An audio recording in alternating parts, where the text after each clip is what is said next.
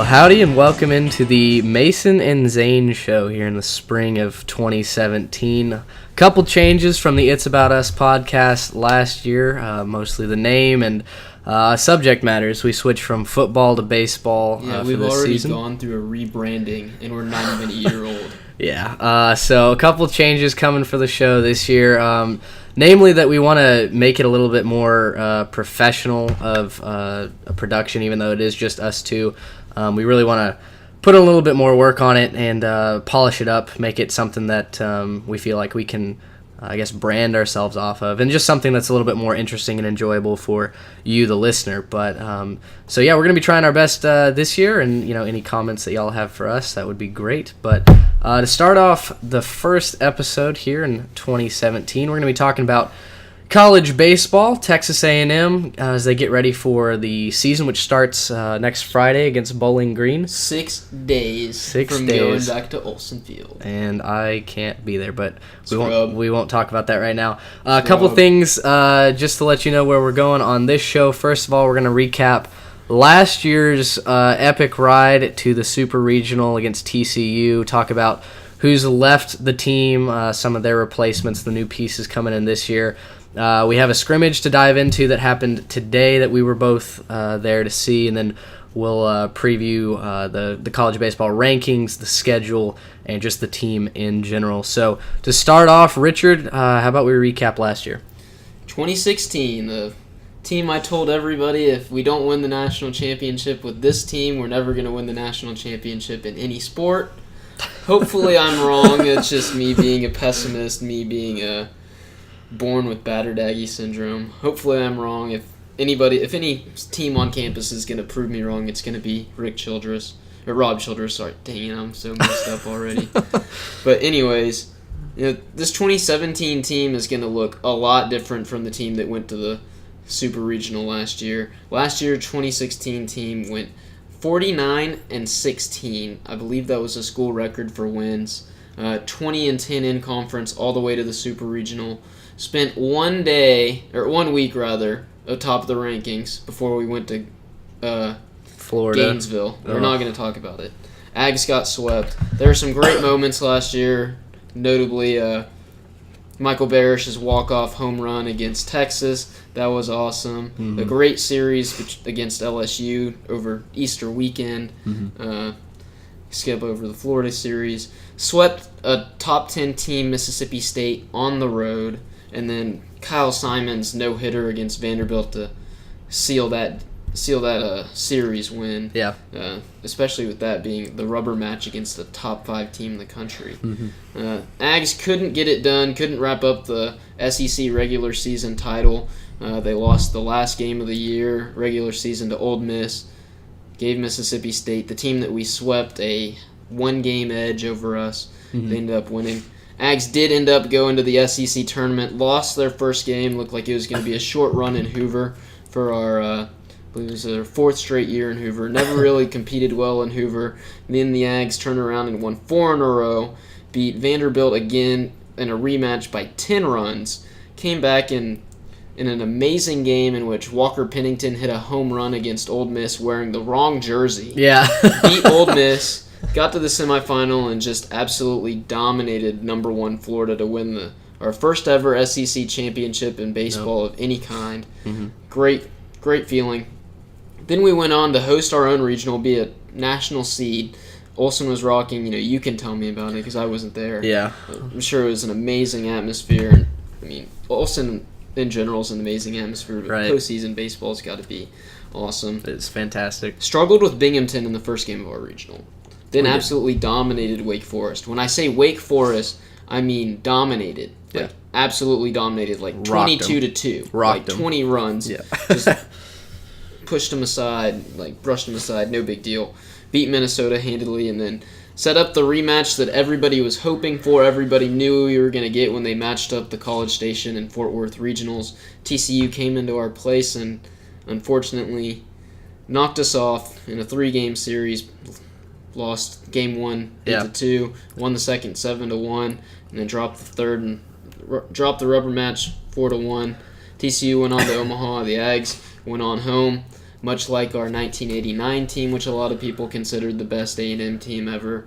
2016 had a bunch of we were considered, a lot of people argued on their behalf to be the best A&M team of all time.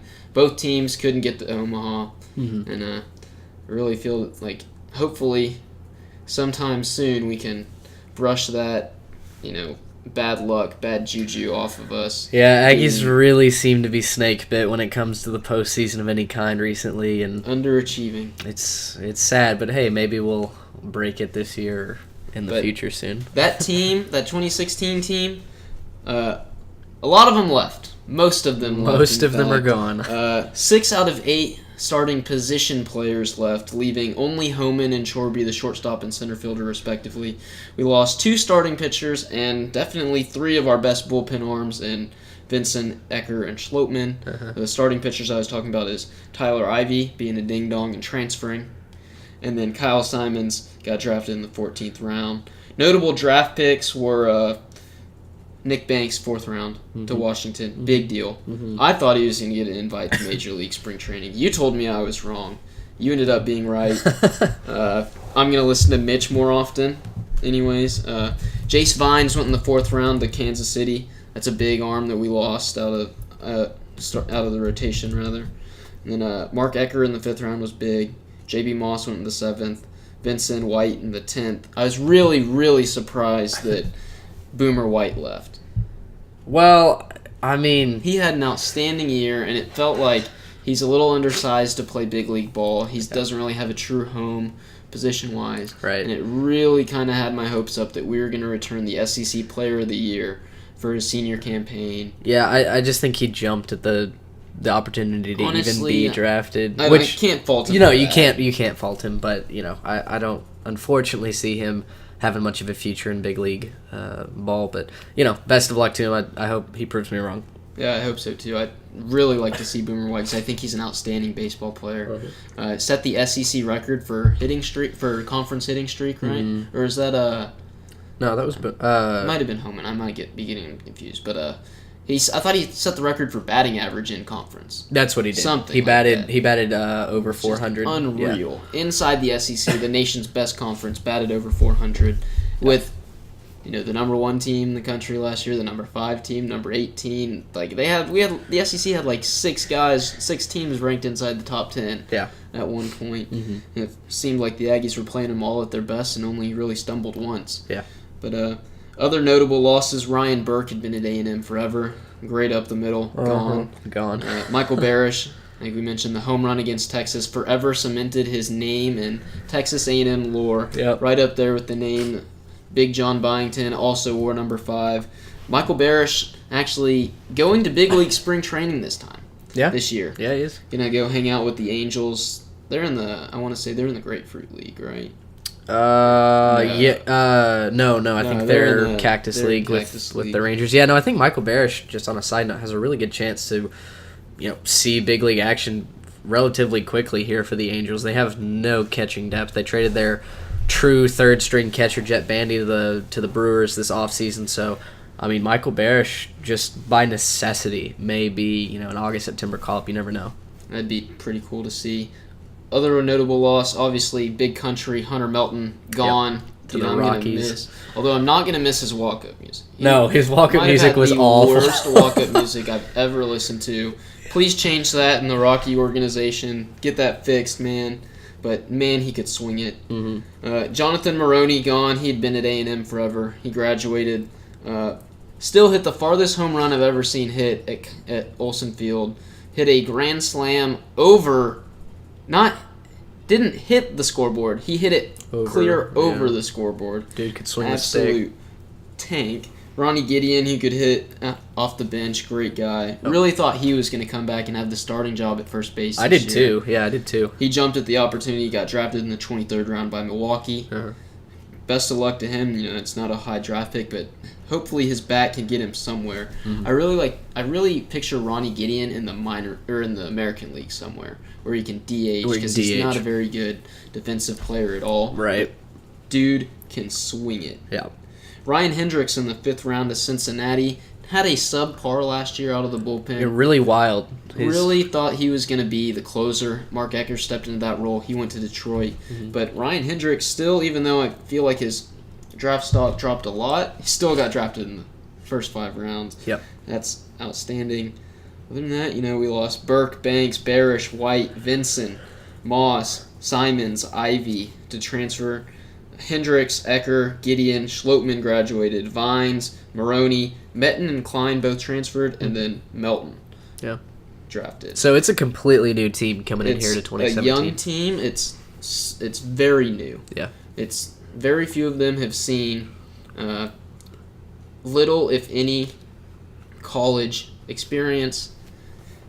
It's going to be interesting. There's a lot of debate going on the forums over there at TexAgs to see whether or not this is the youngest team Rob Childress has ever fielded here at A&M. Yeah.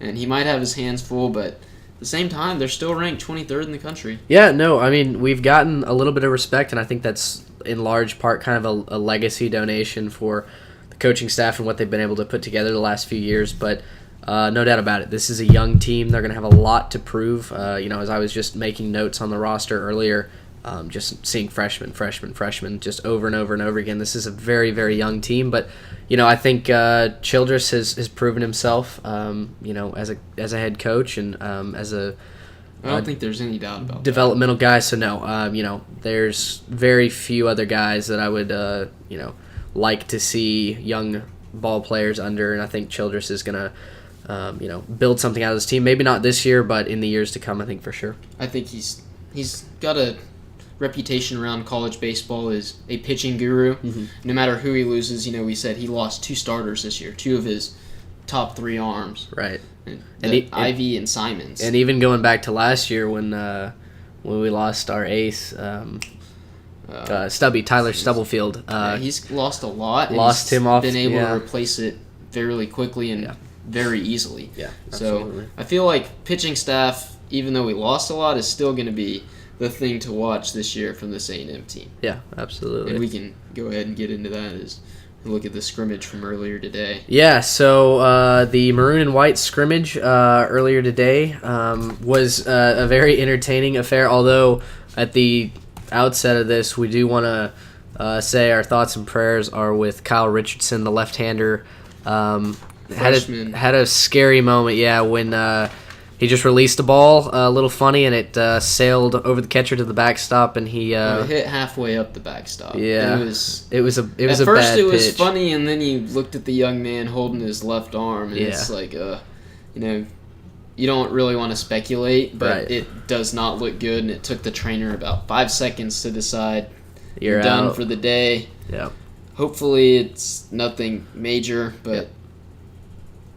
Certainly keep our eyes on that. Didn't look good at all. No, it didn't. So the notes from the scrimmage, the White team was at least what we think are the majority of the starters. Chorby, Homan, Shoemake, Pennington, Davis, Yansha, Kopetsky, Lichty, and Coleman was your starting lineup for the Aggies' White team. And they performed very, very well. They did win the scrimmage 8-5. Like you'd expect your first team to do. Yeah. Put up a bunch of runs. Only played 7 innings, by the way. Yeah, they did play a shortened game, but they went with Mitchell Kilkenny on the mound. He had 4 innings pitched, 5 strikeouts, a walk. He gave up 5 hits, 2 earned runs in his 4 innings. I thought Kilkenny looked good. He ran into a little bit of trouble in the 3rd inning when he allowed some men on base. He got a little bit wild. I don't think he had an official wild pitch, but he certainly made. No, he did. He had a couple. Did he have a? Yeah, I gave him 2 rather. He certainly made Hunter Coleman work behind the plate, so that'll be an interesting relationship to see how that develops because Hunter Coleman, a freshman. Yeah, that was maybe, the really eyebrow raising part of. Yeah, maybe today. Projecting to be the starter over Cole Bedford. Cole Bedford was going to come in. He was a freshman last year. Right. He's behind Barish, who is an Aggie legend now. Yep. We keep hitting on that. He didn't play. He kind of really felt like he was going to be the guy behind the plate, and be the Aggie backstop this year. But this Coleman kid's got a plus arm. He caught a guy. Well, we thought he caught a guy picking him off on a back pick.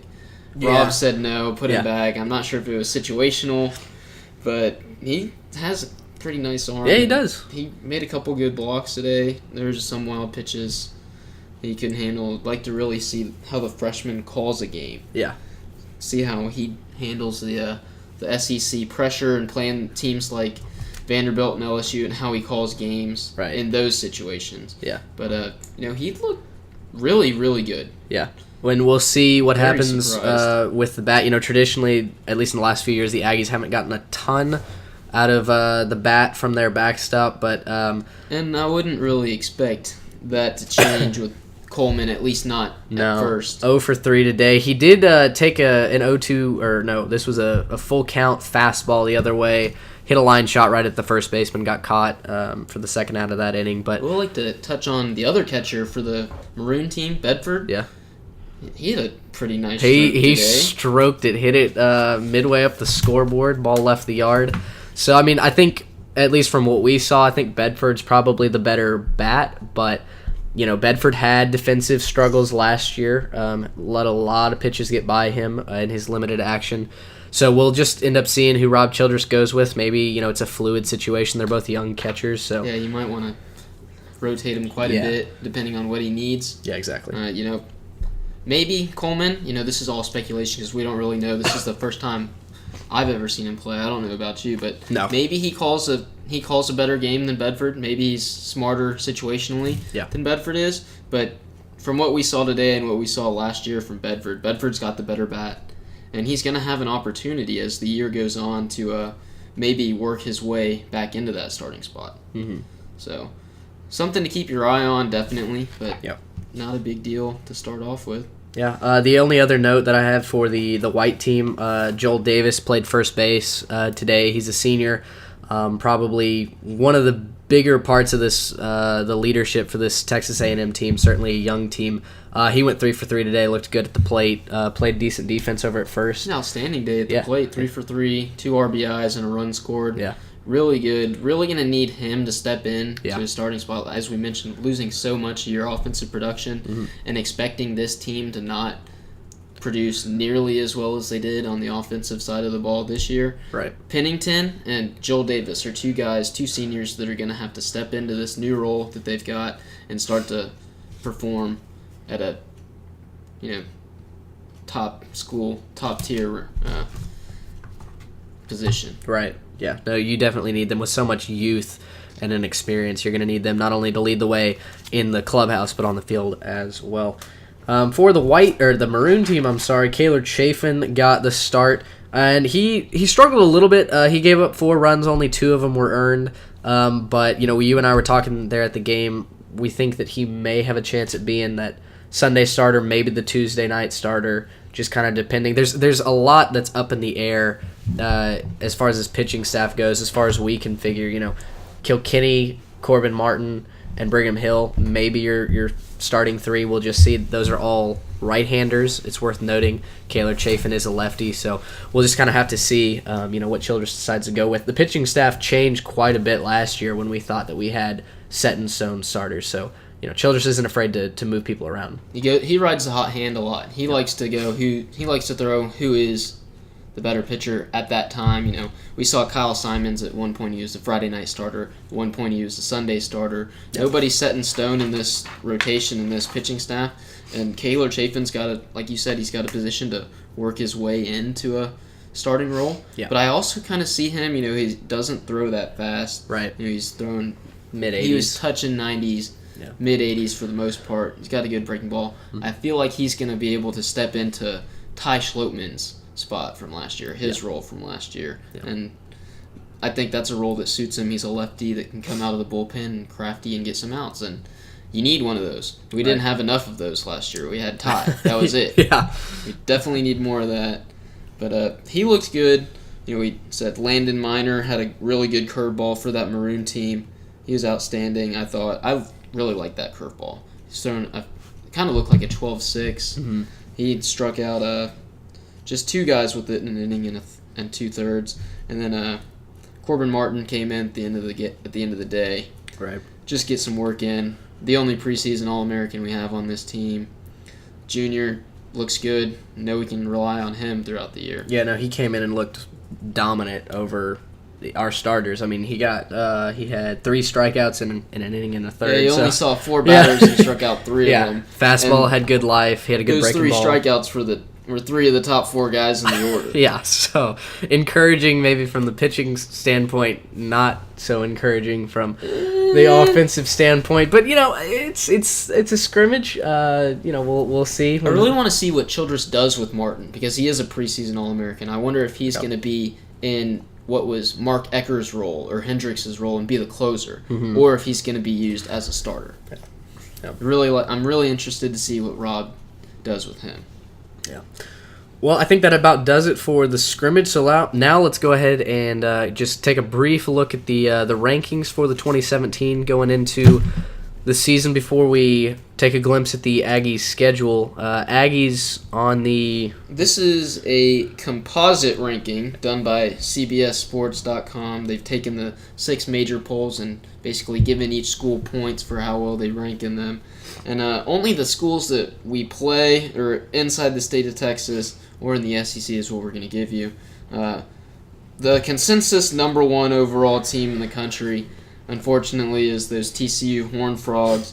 Schlossnagel's got I just love saying that name. He's got a great team again this year. Yeah. They're eyeing Omaha Easily again for a favorites. 3rd straight season. And they're not just eyeing a trip to Omaha this year. They're eyeing a national championship. Really solid squad. A lot of people think that this is it's like our feeling from last year. If they don't do it this year, they're never going to do it. No, they'll be very, very hard to beat this year. The Aggies play them in Houston on March the 4th. It's a 7 o'clock game at Minute Maid Park. I think it'll be a good game, but it's kind of anytime you go up against the number 1 team in the country with a team that's predominantly underclassmen, it's kind of scary. Yeah, no, I mean, TCU's pitchers throw hard, their batters hit hard, and they're all, for the most part, upperclassmen. The Aggies have some people that throw hard, they have some guys that hit hard, and we're predominantly underclassmen. I don't want to watch Luke and Baker eye the Crawford boxes all night long. That would be scary. That would just not... Oh. And yet we'll still probably be there. I will be there. Yeah. I will be there. A game indoors? Of course I'm going to be there. Ranked number 2 is last year's number 1 team, the team that everybody thought was going to walk their way into Omaha. They did. Everybody thought they were going to win the national championship. They did not. Florida Gators are back this year. They're ranked 2nd. Ags did not draw them in the cross division conference play. That's really good for the Aggies. Thank our lucky stars up there. Then we got LSU at number 3. Pulmonary continues to put great teams together. Yeah. They're college baseball royalty. The Aggies will be at Alex Box Stadium later this year for 3 games with the Bayou Bengals. That could also be scary, but I think the Ags will be all right. They'll hold their own. Ranked number 5th is South Carolina, the Gamecocks, another great team out of the SEC East that the Aggies did not draw. They should also be good, really good this year. The SEC East is the much better division this year, in my opinion. They've got 3 teams, or 4 teams rather. Sorry, I'm going to say that again. 3 teams ranked in the top 7. With Florida at 2, South Carolina at 5, and Vanderbilt rounding out the top 7. The Aggies do have to go to Nashville this year. We do have to go to Nashville. We'll see how that goes. Ranked number 21 is Texas Tech. The Aggies will also play them at Minute Maid Park over that Shriners College Classic weekend through the March 3rd through the 5th in Houston.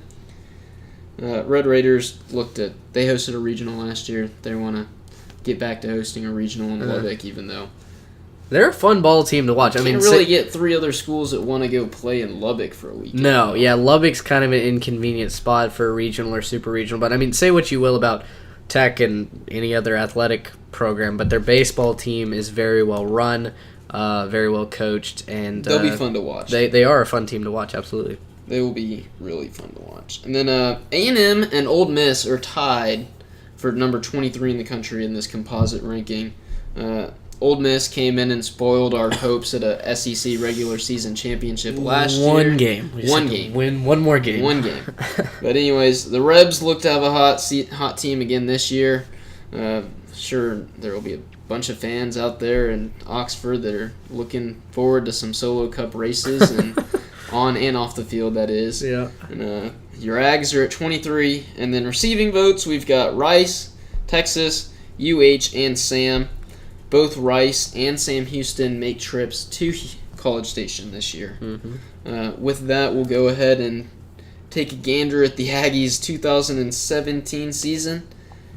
They open up next weekend, that is February 17th, against the Bowling Green Falcons at Olsen Field. Dude, I'm ready to go back to Olsen and Kyle already. Yeah. Can we just merge baseball and football season into one? Like, can I go to a football game during the afternoon and sweat it out at Kyle, and then walk over to Olsen Field and watch a baseball game? Like, why is that not a thing? You gotta wait till Parents' Weekend. I'm not going to the spring game because baseball game and that weekend and the spring game overlap. Oh, that's right. Game times overlap. So they've got 3 with the Falcons to start off the year. Then they will welcome in Stephen F. Austin Lumberjacks on February 21st. The weekend after that, the weekend I will miss, will be Pepperdine is coming to College Station. That'll be Mitch's first full weekend at Olsen because he's a ding-dong and he's missing the first 2 games this next weekend. And we've got 2 weekday games, February 28th and March 1st against Prairie View, A&M, and Incarnate Word, respectively. Then we go to Houston for the weekend, Tech, TCU, Baylor, in that order. That should be a fun weekend. That'll be fun. I love the SEC Big 12 crossover in that tournament. Mm-hmm. I believe the other 2 SEC teams coming are LSU and Ole Miss. So we'll get a chance to scout those 2 teams before we get to play them. Yep. We've got 2 weekday games back-to-back against Texas Rio Grande Valley. A 3-set against Brown, March 10th through the 12th. Then we've got the big game, the one that's circled on my calendar at least. I've already got tickets. I don't know about you. We have to go to Dish Falk Field in Austin. My dad used to call it something else, but that's what I'm going to say on the air, to play the Texas Longhorns. They've got a new head man in charge. Augie Garrido retired. Air quotes. He was forced out. He retired last year. Texas looks to be pretty good in the Big 12. Maybe they'll finish 3rd. Maybe they'll finish 4th. Whatever. Who cares? Their conference is kind of lame. We open up SEC play the second weekend of spring break, March 17th through the 19th against the Kentucky Wildcats. They don't really pose much of a threat. They've been good in the past when they had A.J. Reed. Not so much anymore. Still in a rebuilding Yeah, they're mode. kind of a streaky team last year. They really helped us out a lot last year. They did. They won beat some Florida. big games. Yeah, they won against Florida, and that was a huge weekend. But yeah, no, Kentucky doesn't really pose any threat in the already stacked SEC East. Yeah, a Billboard, blockbuster weekday game, Tuesday, March 21st. Rice comes to town. Rice Owls, they always have a good team. Yep. A battle between the 2 best handwritten lineup cards I've ever seen, between R. Rob Childress and let me pull up their head coach's name. He's so old, takes forever. Wayne Graham. Have you ever been to a game? Have you ever been to a game against Rice? I've never been to a game against Rice. I went to a game.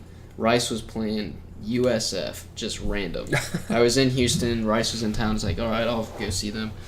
He is so slow walking out to the mound because he might not get to the mound. Like, he's got to be mid-80s. Like, he's still doing it. He's an old guy. Still got a great program year in, year out. Rice, that should be a really good game. Bill Snyder of baseball. Yeah, better. Sorry, Bill. Bill Snyder's in the hospital. Did you see that? No, I didn't. Yeah, he's there with a serious but treatable illness. We hope Coach Bill Snyder gets better soon, even though he beat us in the ball game. Not really his fault, kind of our fault. Then we've got a week and a half of road games. Yeah. 3 at Vanderbilt in Nashville. That'll be rough. Mostly because I'm going to be going through baseball detox withdrawals. Just not fun. and then also because we play Vanderbilt. Then we've got a Tuesday game in San Marcos against Texas State. Well, I'm almost done. All I got left is highlights, bro. He thinks I'm going too long. He wants to get out of here. He wants to go to dinner. I've got dinner at 7. Dude, it's only 6 o'clock. You gotta get prettied up. Ooh. Ooh. Then 3 games at Alex Box Stadium against LSU, against the preseason third-ranked team in the country. Another big weekday game is Dallas Baptist. They have a preseason All-American, Jameson Hanna. Mm-hmm. They're usually really good. I think they made it to a super regional last year. No, they didn't make it out. They got knocked out of the regional. Yeah, they took Tech to the brink. Parents Weekend against Auburn, April 7th through the 9th. We'll skip over ACU. We are at Alabama. Then we go to UT Arlington for some reason. Muster, did you notice this in our schedule? Muster, Friday, April 21st, that starts a series against Tennessee. Game time is 2 o'clock on a Friday. Oh, that's kind of awkward. It's really good because then we can go to Muster. 3 games set with them. We go to Missouri. Houston Baptist comes to town. Mississippi State in a Cinco de Mayo weekend, Thursday, Friday, Saturday game. We go to Ole Miss. That ranked Sam team comes to town May 16th, and then we close the year with the Piggies at home, unranked. We're going to sweep them. And then the SEC tournament, the regionals, which we're going to host, super regionals, which we're going to host, and the College World Series, which we're going to win it all. That's my picks for the year. That got a lot better than I thought it was going to be. We're going. Oh man, it's a new year. I mean, it is a new year. There's a lot of springs eternal. Yeah, no. I mean, it's a good time to be optimistic. I think this team is. We've got a very good chance. Realistically, we have a very good chance to finish second in the SEC. West? In the West, yeah, yes. Yeah. Because we don't draw Florida or South Carolina. Right. We draw Kentucky, who's not very good, and we draw Vanderbilt, who is very good. Right. And then we've got a down year in this, and we also draw Missouri, who's not very good, even though they've got a preseason All-American pitcher, Tanner Roark. Something like that. Anyways, something like that. And then we draw Tennessee. So we've got 4 teams out of the SEC East. One of them's good. The other 3 are subpar. Right. And then we've got a down year in the SEC West, and we've got a really good chance to finish, above 500 in conference, above 500 in the division, and then we could, realistically finish second in the SEC West. The SEC coaches have finished that, or have pulled that finish, right. And I don't see any reason why not.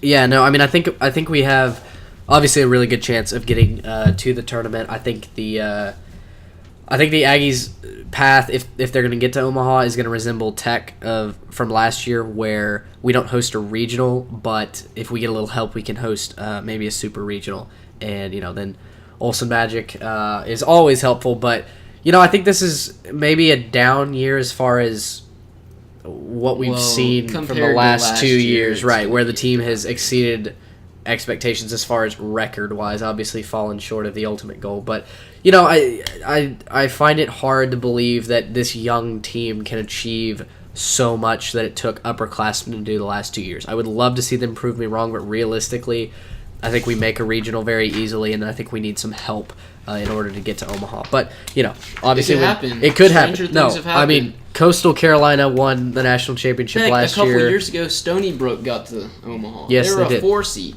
Yeah, absolutely. Fresno State won the 2008 championship. They were the 64th seed out of 64 teams going into the regional. So, I mean, crazy things happen. Baseball is baseball. Baseball is better than basketball for postseason, in my opinion. Because anybody can beat anybody on any given day. Absolutely. Unlike a 16 versus a 1.